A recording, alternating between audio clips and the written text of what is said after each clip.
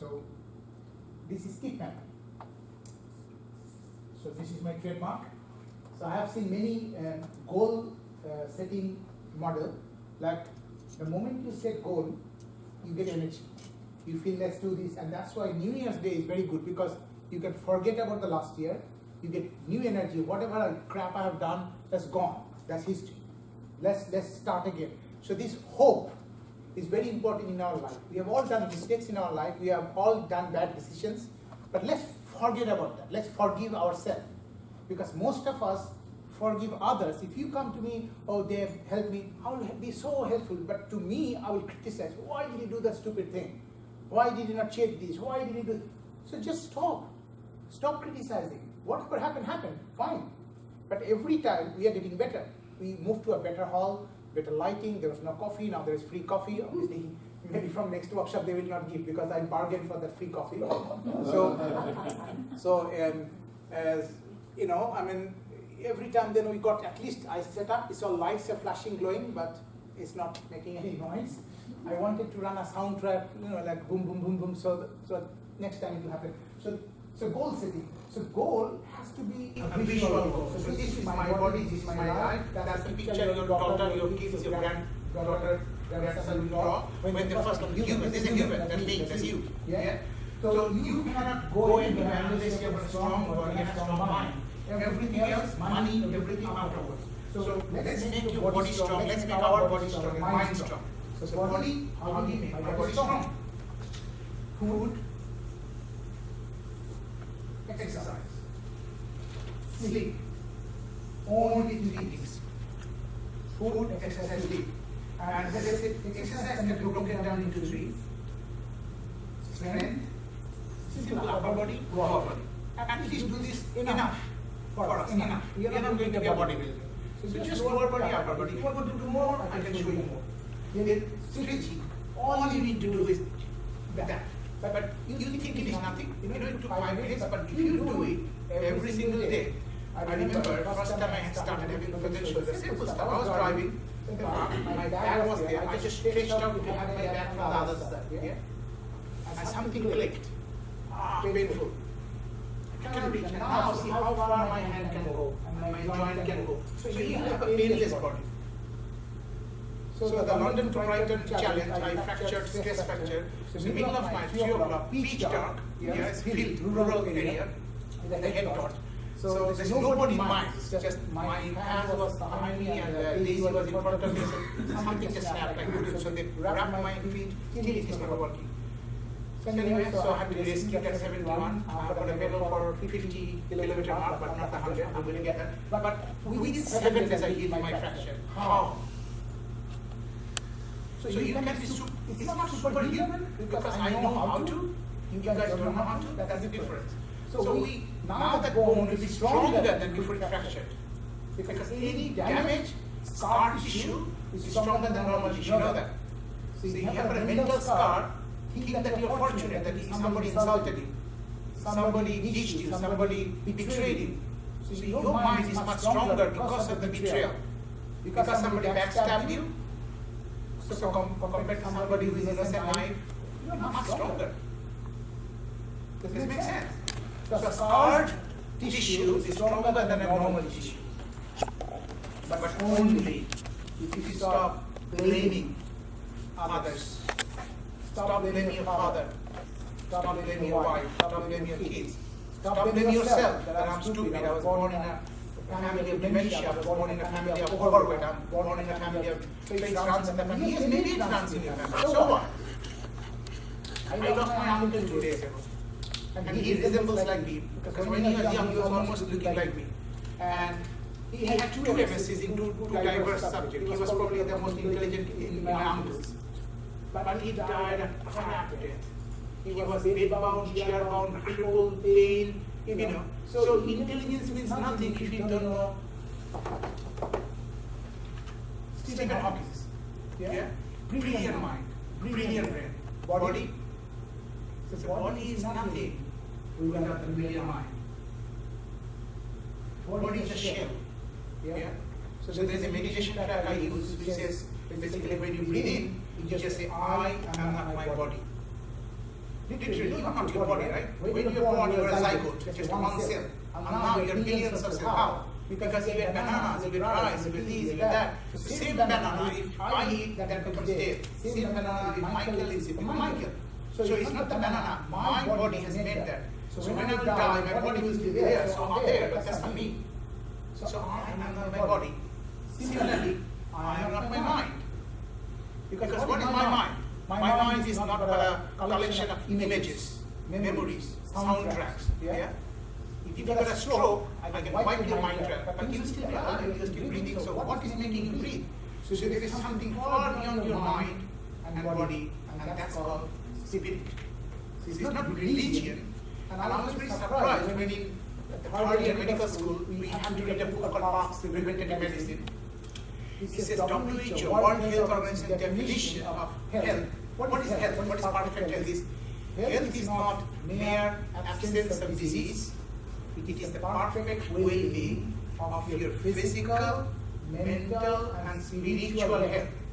I got the physical and mental bit, but I didn't understand why they're talking about spiritual. Because to me, spiritual means religious. That's what I thought. But spirit is not religion. You can be totally religious, anti-religious, atheist, whatever. But spirit, you cannot ignore. Because when I see a patient completely demented, no idea, even doctors, he's breathing, she's talking. So what is making her talk? She not, we say you lost your mind. What does it mean? Yes, you can lose your mind, but you're still breathing. So what is the life force? That's spirit. Yeah? And we happens when you cross 50. Josh is thinking, what am I talking about spirit? So spirit is something which is far beyond your mind. So when you meditate, when you just sit with yourself and nobody else, that's when you discover your spirit. That's when you discover why you're here. Because I believe in talent, because we're all talented. But 90% will go to their grave without doing anything about their talent. Because we all have got unique opportunities, unique life experience. The way I have looked at life, you haven't. So you have got a story to tell. Today John is going to talk. What time it is now? Almost time. So John Doyle will tell. So John has done something remarkable. So I refer John to palliative leave in hospice. Because we thought John is going to die in the next few months. And John is here looking at you. John is going to tell how he did it. So when I decide that I'm not going to die, then you can prove doctors wrong. We have seen this, haven't we? People tell you you're going to die in 6 months and suddenly nothing happening. I'm not dying. What's the matter? Because I don't want to die. So all patients that bring bad news, I tell you I've got cancer, I always tell, please don't believe me.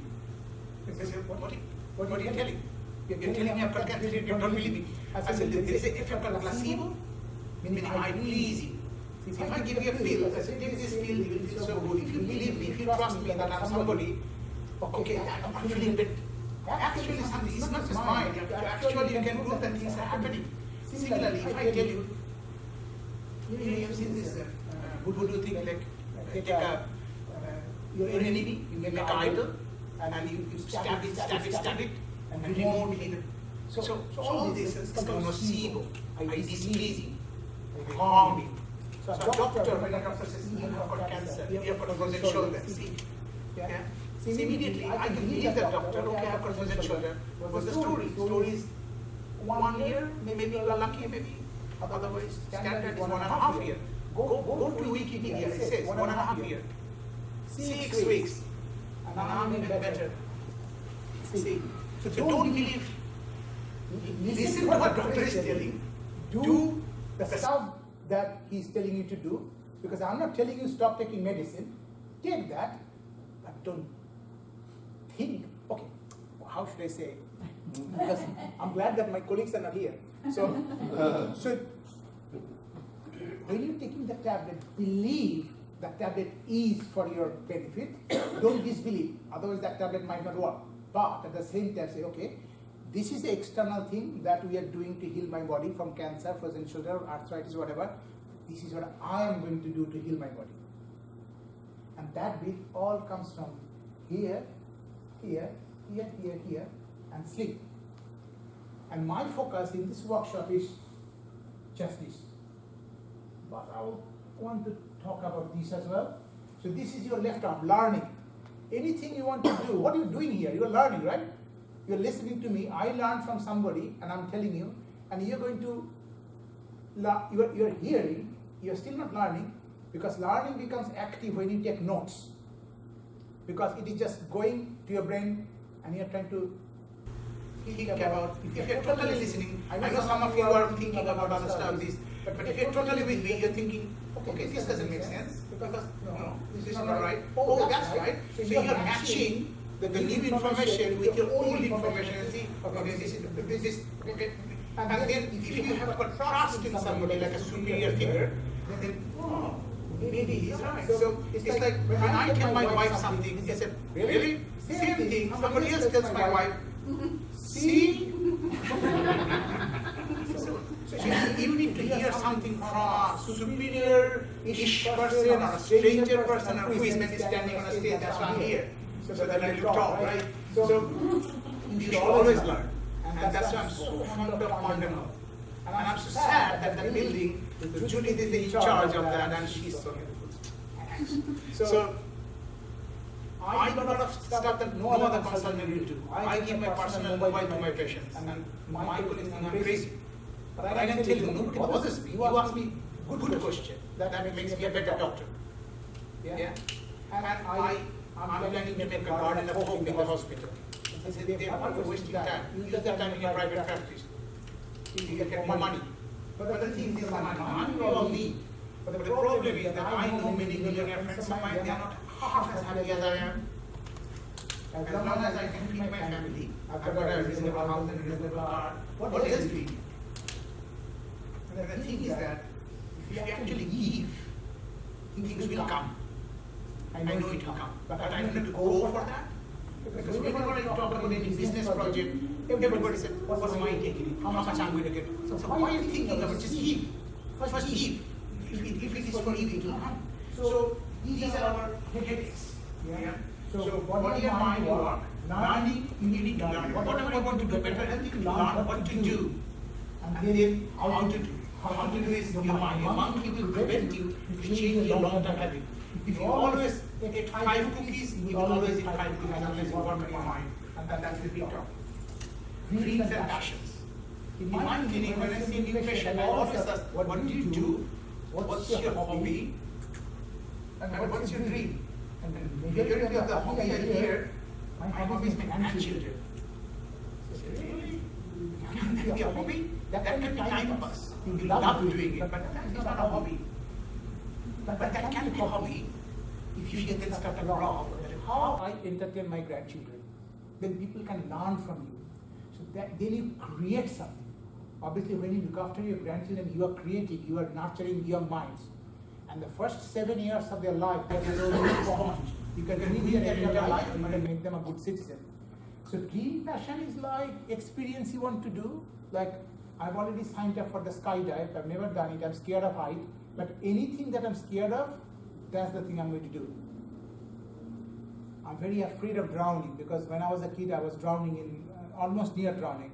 And I so much hate water or putting my face inside water. My son is exactly like that.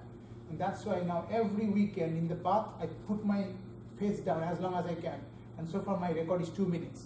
So I can hold my breath for 2 minutes. The world record I think is 17 minutes. Can you believe that? 17 minutes, no oxygen.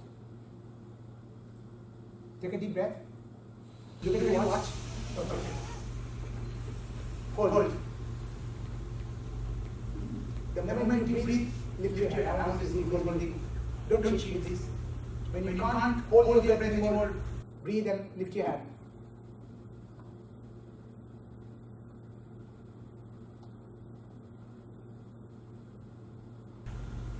Okay, good. 1, 2, 3, 4, 5. No cheating, please. 6, 7. I'm surprised. I'm tasting now. That's it. Look at Sheryl. 6, 7, 8. You need to come with me. That table and that table. Are you swimmers?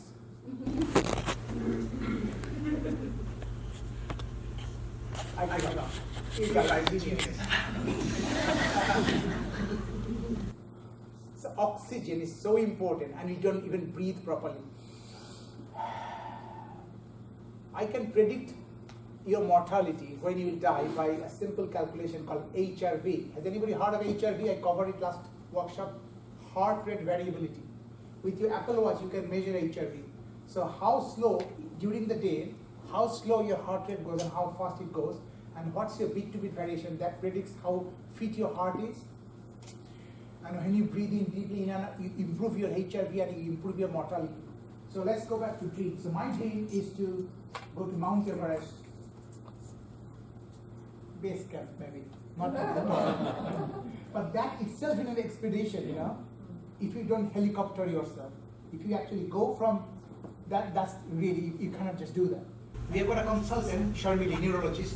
She can hang from a cliff like an artificial rock, just 5 fingers. I cannot yet. So that's my dream, that I will, there is a guy who does solo climbing, no ropes, nothing, unbelievable scary stuff. If he falls, you're dead. But he's just doing solo climbing, yeah? So that's my dream. My dream is to do scuba.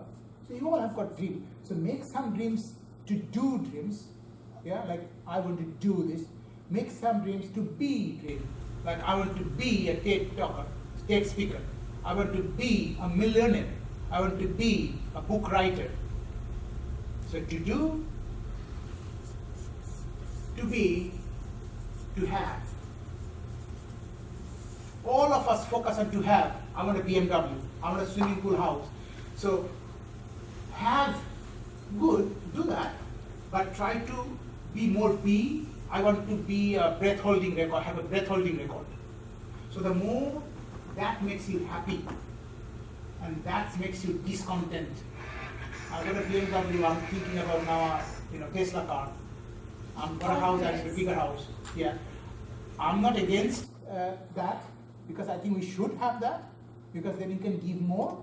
If I got £1 million, maybe I will invite you to a better hall. So this costed me £95, but if I go to and I don't have to worry about all this. People will be there to help me. Because it is cheap, I have to figure out myself, and I couldn't.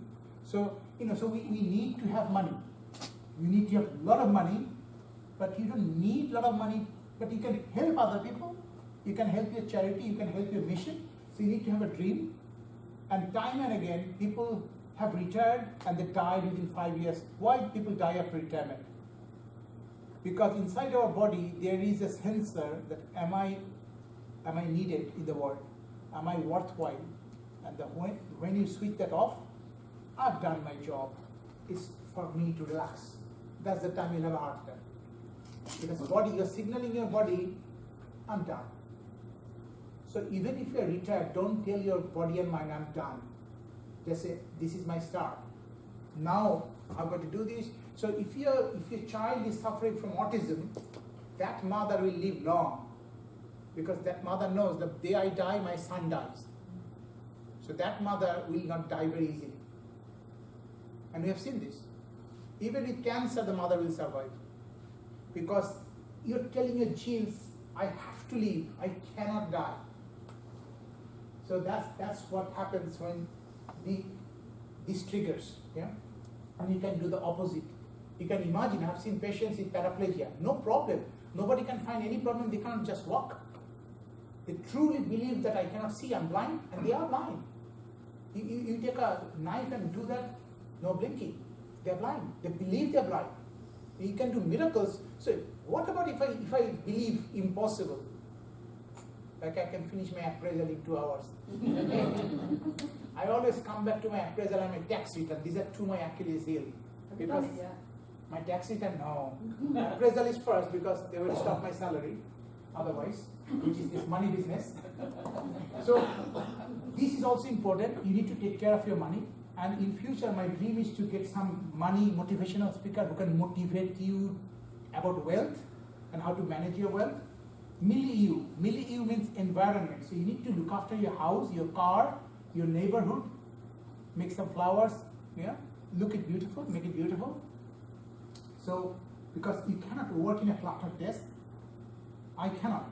If you go to my house, occasionally you will see a mess, but I call that a creative mess, my wife differs.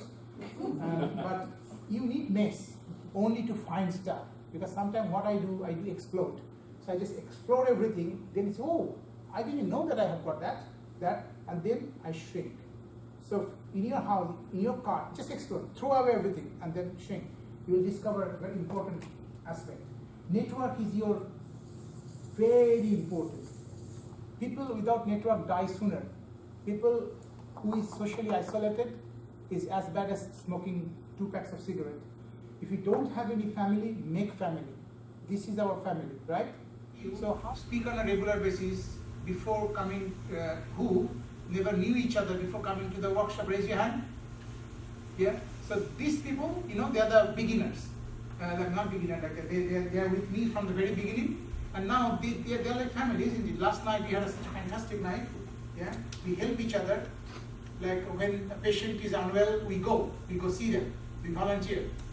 So you need a big network, and make sure your network has got some kids, some same age group, and some superior. I'm talking about age. And then you get some stupid people. You need stupid people to help them, and you need sage and wise people to learn from them. Yeah. So, because the fastest way to learn something is teaching. Because if I tell you, look, I'm giving this talk, but now you're all trainers, so next month you will be covering stress, you will be covering this, then immediately you are, oh, do I have to do that? Let's pay attention now. Then you start taking notes, because you are not scared. A little bit of anxiety is good for learning, but too much is not. Time's up. Time's up. So next topic is, what time it is now? It's almost. So 10:18. yeah. So quickly, body composition and fat loss, because this workshop actually started because of this fat loss idea, but it has now evolved into a more health workshop and mind workshop. Because in my liver clinic, I see patients with fatty liver, and there is a lack of knowledge about how dangerous some fatty livers can be. 95% of the fatty liver is just fatty liver. It's a burden on your knees and back, etc. And you don't feel happy because you wanted to get into the slim dress, etc. But actually, it is not damaging you. But 5% is really serious. That will kill it. So my job is to find out, when I get a referral from GP, who are the serious ones, focus my attention, because I cannot focus my attention on everybody. Then I thought, why not? If I tell you, it's all about a hormone. So the obesity or overweight or fat, I know everybody tries very hard, because when you put on some extra weight, because I have in my life, I've been very thin and I've been a little bit overweight, it's very difficult. It's very difficult to lose weight rather than to put on weight, although they might disagree with me. But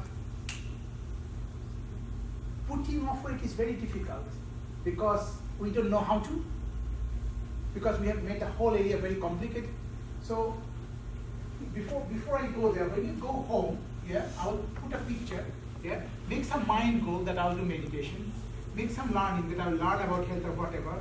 I will be happy to people. So this is, unless you do this, what I'm going to tell next about fat loss, you're not going to do that. You will know how to, but you will not do it. So make some goals in your life. So with regards to fat loss, the concept is,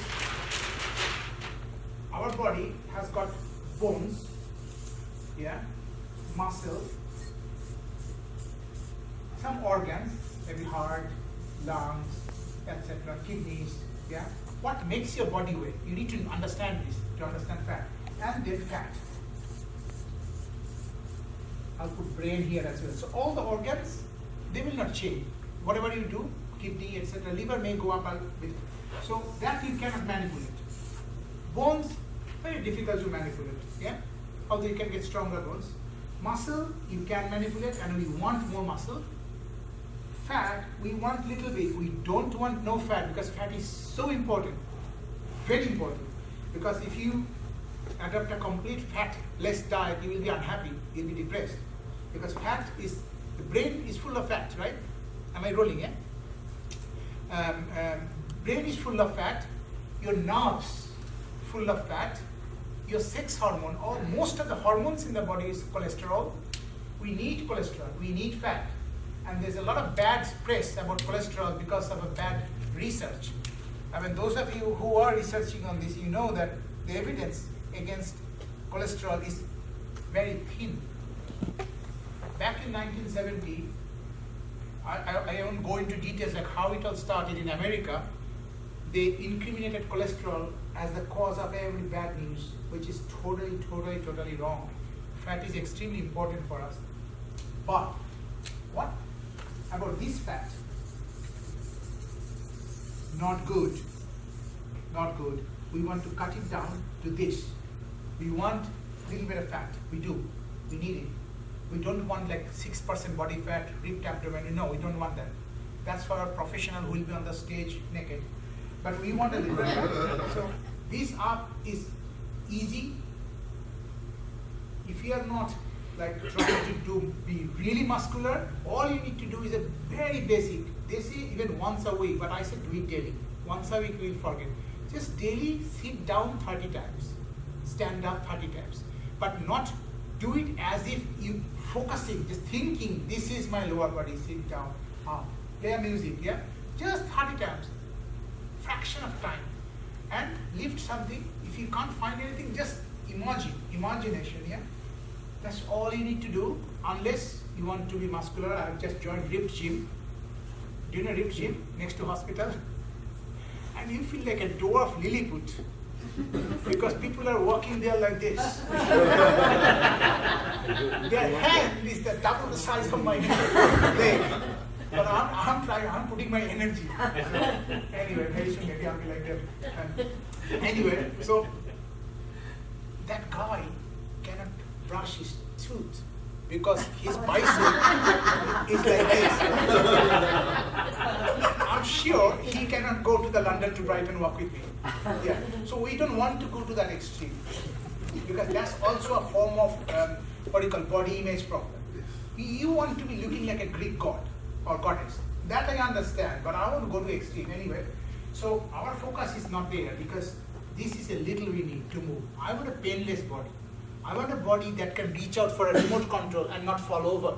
A lot of my elderly patients, they fall because they want to reach for something, they take their trash out, fracture, pelvic fracture, then a pneumonia, death. Many times. And people haven't realized they actually gone a little bit demented, but it's so subtle that even close family members, oh, you're forgetting stuff. But you can prevent that dementia if you listen to all of this. Anyway, so how do you reduce fat? Good question. So body is nothing but a collection of food. So food. What is food? When you eat some food, think about it. What are you taking? Protein. Makes muscle, right? We need protein. We don't want to burn protein for calorie. So we don't burn it. We will sell. No burning. Fat. We will burn it. Eat. Okay? Carbohydrate. I call it carb, yeah? We know carb is carbohydrate. Burn. So we can burn either fat. Our body was made in such a way that we can either burn fat or carbohydrate to get energy. And with the energy, we do everything that we do. All the movement happens, yeah? But protein, we don't want to burn. We can burn protein, but we don't want to burn. What else we have got? Minerals. Salt, etc., yeah? Need that. But normally, it is so tightly balanced. If you are deficient, you will know. Low potassium, you can hardly move. Okay. And water. Okay, what else in the food? Vitamins.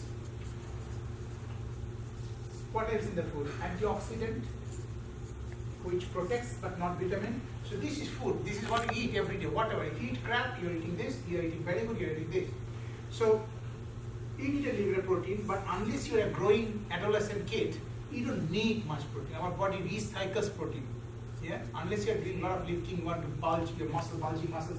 So reasonable proteins, as much as you're destroying and peeing in your urine, little bit protein. So our concept is no fat, as low as possible. We choose yogurt, lowest fat, milk, lowest fat, egg, throw away the egg yolk. Fat, all bad. Wrong, all wrong. That's me telling you. in my household, we use almost half of a butter block every single day. Cook everything in full fat butter, no margarine. Fat is extremely good if you want to lose weight, but with a caution. Inspired by me, if you start taking a lot of fat because it tastes so good, but you don't listen to the second part of my advice, which is lower your carb, you will do more harm. The good thing about this kind of diet, which is called low carb, high fat, even if you don't want to do high fat, at least do a little bit more fat than currently you are doing.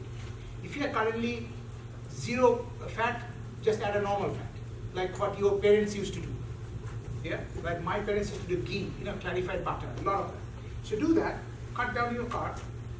The reason all diets fail because you cut down fat, and then you cut down your calorie, and you feel hungry and miserable all day. And you cannot do that for the rest of your life. So what you want to do, you want to do tasty, it has to be tasteful. Because even if it's extremely healthy, I will not touch it if it's not tasty. Yes? Can I just ask, what can you use instead of butter if you've got a dairy intolerance? Okay, there are a lot of plant-based butter, you can use it, but a lot of dairy intolerance is actually not proper intolerance. There may be other factors making you not to Well, absorb it's the catarrh, things like that. It's what? The catarrh. Okay, Yeah, it's catarrh. obviously then bit of medicine is generalized, but then it is personal one-to-one, because I need to know more about the exact problem. That if somebody says I'm lactose intolerant, dairy intolerant, I can prove that you are not by doing a very simple breath test. I give you milk and I test your breath, and I know 90% of the my patients who are avoiding milk, thinking they are milk dairy intolerant, they are actually not intolerant. There are other factors causing the problem. But overall, I'm of the belief that milk is for babies. We do not need milk. I think, but I may be wrong. I love milk and I will have milk every day. So there are other fat sources like avocado, extremely rich in fat, but there is no dairy. Yeah? Then fat, peanut butter. So there are many peanut butter. There is no dairy, but it is kind of butter. So you can. I mean, in YouTube, if you just type butter but not this, etc., it will show me, and then see a handful of videos. And we also research. We have got like Sonia, Christine, Lee. We all research. Sharon, we post on the other group, and then if I find something interesting, I'll drag it to the main group, because I have seen most of you decided to stick to HHP2, which is not a bad idea, because when you're just new to the group, you don't want to be flooded with lots of information. You just want a little bit of information. So we will post some information if you remind me, Sonia, because you collect all this. So low carb and minerals. I don't have to focus. Water, so important. We are all underhydrated. Yeah. So in the morning when you wake up with a dirty mouth, drink at least half a liter of water, whatever you can manage. Obviously, then you'll be going to the toilet every half an hour, but that's okay. Yeah. So focusing on these two. Why?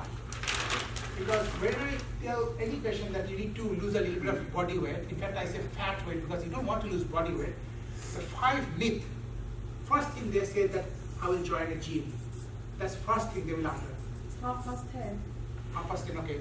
I need 15 minutes. Okay, quickly I will wrap up. You don't need to go to gym. Gym is only 5% of your weight loss. 95% is food you eat. So all you have to do is food, correct, but I say still do some gentle stuff. Good enough. Second, they say that I need to make a very good breakfast.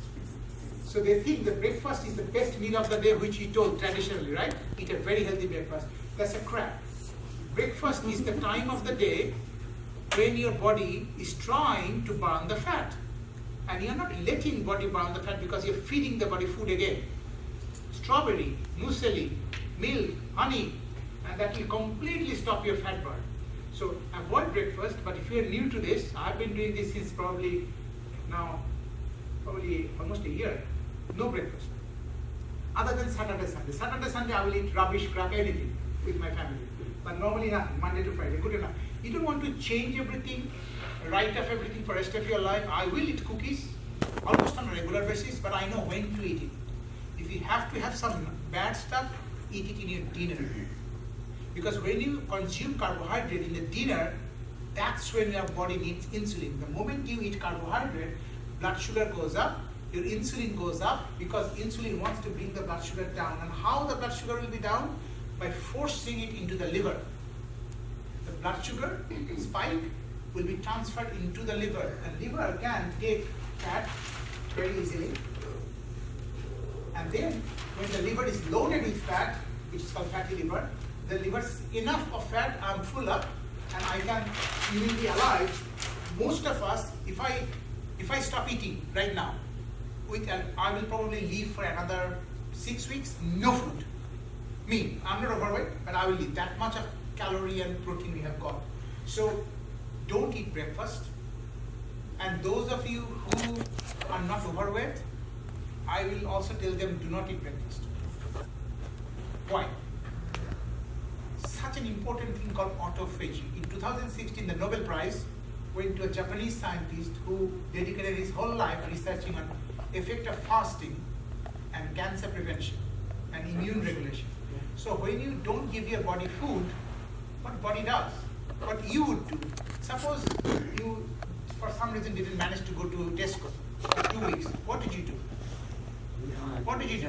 See what is in the cupboard, what's in the deep fridge, and they said, oh, expired long time ago. We didn't realize because we were storing food, and then some food is rotting at the back of the fridge. So when there is no food, suppose there is a famine, there's a curfew, you cannot get out of the house, you have to consume whatever. And I have seen movies of people trapped in an empty house. They kill bird, long time vegetarian, kill the bird, they drink their own urine, there is no water, so you will go crazy to survive, you will eat anything. So think about that. So when you don't give body food in the breakfast time and body is craving for food, what body will do? Body needs to maintain the blood sugar, it cannot drop. So body will immediately put the insulin to the lowest level. Insulin goes down because insulin, already blood sugar is low in the morning, and if you give more insulin, it will be zero. You will die. Yeah? So insulin will go down. The moment insulin goes down, that's the only time your body can burn fat. And there is a terminology coming very popular called fasted cardio. That means you do speed walk when you're fasting. You burn fat much faster. So the best time to do walking, speed walking, running, jogging, whatever you want to do is in the morning in empty stomach. Now you might say, oh, I will die. One of my family, I cannot do that. I will just feel dizzy and all that. Yes, you will. First day, second day. Maybe take a little bit of food. No, don't take food. Take a bone broth, or take a soup, something trivial. So don't make a giant step. It's called, there's a book called Atomic Habit. How you can make tiny micro habit. Yeah? So just do one day as a challenge. Tomorrow, no breakfast, then I will have breakfast for the rest of the week. So you survived. You will not die. I can guarantee you will not die if you skip breakfast. But what you need to do, from breakfast to the lunch, you have to have at least 3 hot drinks. It can be hot water, it can be lime water, it can be ginger tea, it can be tea, it can be coffee. And in that coffee, I put a lot of butter and milk, double cream. It's called keto coffee, a bulletproof coffee. So when you're empty stomach, fasting, when you give lime juice or something very acidic, what happens? The pancreas thinks that you have given them food, because acid is a very strong stimulus for pancreas to secrete digestive juice. So pancreas will secrete a bucket load of digestive juice, but there is no food. So what the juice is going to do now? It is going to digest whatever is left over from last night. So your digestion will be fab. Your breath will be so, you don't need any peppermint. Like my breath, you can come close, it's so fresh. My wife cannot complain. Because there is no food rotting in my intestine. Because protein takes 24-36 hours to pass. Imagine if you keep your meat outside the fridge in a hot environment, it will smell. So that happens inside. So when you drink lemon juice, lime juice, or add apple cider vinegar, that juice is squeezed clean your intestine. So you start your day with an empty stomach, lime juice, because I cannot, apple cider vinegar, I've got a bottle only the day my wife forget to order lime, I will have apple cider. You need some sour stuff, really sour stuff. And I will have 3 tablespoons of plain yogurt. we need probiotic bacteria. My principle in this life is to spend as little as possible. So you can buy probiotic from Holland and Barrett, etc. to improve, but just simple BioPlot is good enough. Caffeine is a bit very sour, but you need good bacteria. Did you say 3 tablespoons or 3 teaspoons? Table, big, hip, Big big, one. 3, 4, doesn't matter. There is no quantity, but just plain BioPlot, full fat, no Greek yogurt, plain yogurt, cheap, the cheapest, and half of a lime, and get a lime squeezer, and drink that empty stomach. Do that for 2 weeks. Your breath will improve, your digestion will improve, your constipation will improve, because it activates something called MMC, migratory motor complex. It's squeeze clean, but because we don't give bowel any rest, dinner, breakfast, snacks, this, that, it's always tired. If I give you job after job as a boss, you will be no vacation, and you go on vacation, you eat more. So your intestine never gets to go to any vacation. So this fasting, the intermittent fasting, is your intestine vacation. Because the heart also doesn't get any vacation. You think what the heart does: systole, diastole, systole, diastole. So this diastole is heart's rest. So during your life it never stops, but this is stopping. Rest, start, rest, start. Intestine is always squeezy. So when you don't give intestine any food, completely empty, rest. So important for your constipation, etc. 20 to 11. Sorry? 20 to 11. Okay, 20 to 11. I will stop. I knew that I couldn't cover, but I will post some videos. When you become the member, just watch the videos. You will know more in depth how to lose fat without dieting and without exercising, and also how to reverse your diabetes without metformin and insulin. But that's a bit tricky bit. You have to be careful, because when you're doing that, your blood sugar will drop. And who can vouch for that? Cheryl, is it you? Yeah. So Cheryl was on insulin before, stopped insulin, and to be honest, metformin should also stop. I need to figure out why it is not happening. I stopped metformin yesterday and blood stayed the same. See? So Cheryl was told she's type 2 diabetic. She was on insulin and metformin, and I know what GP will be doing. I'm not blaming my GP colleagues or hospital colleagues. 2 weeks ago, I gave a talk to the grand round. Yeah, my talk was on pancreas, and in front of all the diabetic expert consultant there, Ranjana was there, Deb was there. 1 year ago, when I told them that I can cure diabetes, they laughed at me. But then, 2 weeks ago, is it 2 weeks ago? Is it 22nd of May? I gave the talk. They were sitting there, and I challenged them, and they are now nodding with me.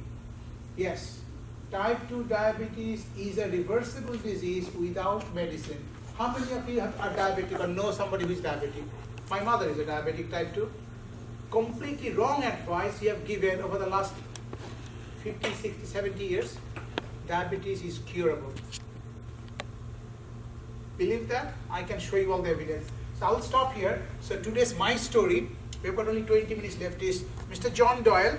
My name's John Doyle. I'm next weekend. I'm 68, and my journey to health began really about a year ago. So it's not a huge journey. In most of my life, I've been quite a normal person in terms of eating and drinking and things like that. I've never been a big drinker, but I've enjoyed my food, and I was very lucky to have a job where I travelled a lot for business, and I was able to eat in some of the best restaurants in the world, and I enjoyed my food. And about a year ago, 2 years ago, I got to a point where I was very breathless, and I couldn't understand why, and I was very tired. And I went through a whole series of examinations, consultations with various people, Royal Free, Dr. Ghosh and his team, who all said, right, you've got cirrhosis of the liver, and it's probably not alcohol, it's probably the fatty liver, but you've got cirrhosis. And as he said there, my journey began when I went to the Royal Free, and they put me through a whole series of tests, cardio tests and things like that. And basically they said, you might need a liver transplant, but we can't give you one because you've got some cardio problems and you'd be likely to die on the table. So we're not going to go ahead. And this is where the hammer blow came, was the consultant I spoke to at Royal Free then turned around to me and she said, and I might get emotional at this point, she said, you need to go home, get your affairs in order, and you need to tell your family, and that you probably will die within 6 months. And it was like a shock to my whole system. Because up till then, I'd been a very optimistic, very happy kind of person. And to have this hammer blow come over me was just more than I could bear. And I went into a deep depression. And I know I did, and I couldn't get out of it. I couldn't find my way out of this depression. And I got into this deep depression where I was going to die. I was going to die. Everything I did was, if I got a cold, all right, that's it. That's the beginning of it. I'm going to die now. If I got a cut, it's going to bleed and I'm going to die. And I just got that whole mindset in my head that I was going to die.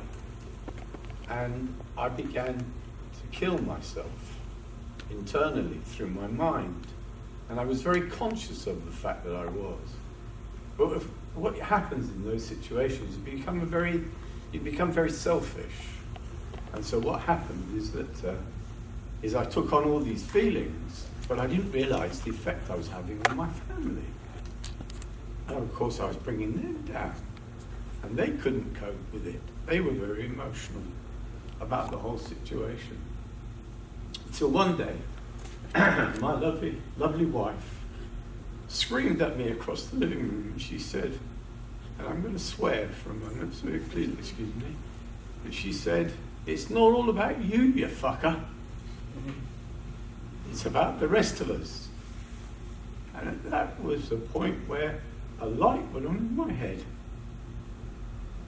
And I realized from that point onwards that if I was going to live, I had to work at living instead of working as I was at dying. So Dr. Ghosh and his team gave me a pump because I had very bad ascites. I never know how you say that word. Ascites, yeah. Ascites. I had very bad ascites. But they fitted me with a permanent pump, and for some reason it got infected. And I was taken into hospital at the Princess Alexandra, and his team just fed me full of antibiotics to kill the infection because there was a blockage in the tube. And eventually that blockage was cleared. But what was a miracle, and it is only a miracle, was that the ascites went. At the end of 3-4 weeks in the hospital, I had no fluid anymore, and I have no fluid now. And it's the first question every time Dr. Ghosh or the GP sends me for an ultrasound. I always say to the technician, "How's the fluid? How's the fluid?" Because I'm scared of it coming back. I'm scared of it coming back. But one of the things that I learned from that whole experience was that I had to start managing my own future. I had to start managing my health and my attitude and my composure in terms of life. And I became a changed man in some areas. I changed my diet completely. I got rid of all my fatty food. Some fat's good for you, of course it is, but I got rid of all the fatty food, cut down on the cakes, cut down on the cream, all that kind of stuff. And I started to feel better. But two things I did which were absolutely brilliant was Dr. Ghosh referred me to St. Clair's Hospice. I don't know if any of you know anything about St. Clair's Hospice, but it's here in Harlow, and it's an absolutely fantastic place with fantastic people, staff, and the support team there are second to none. And they put me into a support group where there were other people who had terminal illnesses and just generally helped. And I found that networking was what helped me more than anything else, was that feeling of a community, that being able to sit and share with other people how I felt, what my problems were. We met every Wednesday for about 4 or 5 hours, and one of the good things was they always gave us a good lunch. So I had, once a week I had a good lunch, and but we were able to share amongst ourselves how we felt, things mattered to us, because you can't share with your family as much as you want to. They don't want to know. They don't want to know that you're going to die or that you might die. What they want is the healthy person back, so that they avoid it and you avoid it. But I found in a group like that, there people are there, they want information, they want to share, they want to care for each other. And although I've stopped now going to that group on a Wednesday, I'm still in touch with them, because St. Clair's runs a cafe every Friday morning, where you can just go and have a bacon sandwich and a cup of tea, and it's all completely free. And I meet up with some of the people who are on my support group, and we continue to support each other. And some of them are ill, and they go into hospital, and we go and visit them. So we've created a support group of our own within the support group of what's going on. And I also found that getting out there, because one of the things that, when I was feeling really ill, and I was feeling very bad and feeling like I was going to die, one of the things I did was I withdrew. I withdrew from friends, family, society, and I would just sit on the sofa all day long. Just sit on the sofa. And I was so stupid, I wasn't even watching TV, I just sat there. And one of the things that I decided to do through this support group was to go out there and start to join clubs. So I've joined the U3A, University of the Third Age in Waltham Abbey, and I'm part of the photography course there. And I found that there are people there you can help and talk to, because they're all people, people who are older, people who have their problems. So I've got a number of little network groups, some which overlap, some which are independent, but I find that helps me get out into the world and to re-engage with what's going on in the world. And it all comes down to building up a positive attitude, a positive mind, and a positive approach to what it is you're going to achieve. So when I was better and I could think more clearly about what that consultant said to me, I could put away my anger, because I got very angry because she basically said, go home, get your affairs in order, tell your family, goodbye, you've probably got 6 months. And how about that later? And I was shown the door. I was just shown the door. And I remember being in the Royal Free, walking down the corridor on my own, thinking, my God, what do I do now? But then, as I said, I got my network, my support groups around me, and I realized I'm going to prove that woman wrong. I'm going to live more than 6 months. I'm going to live a long time.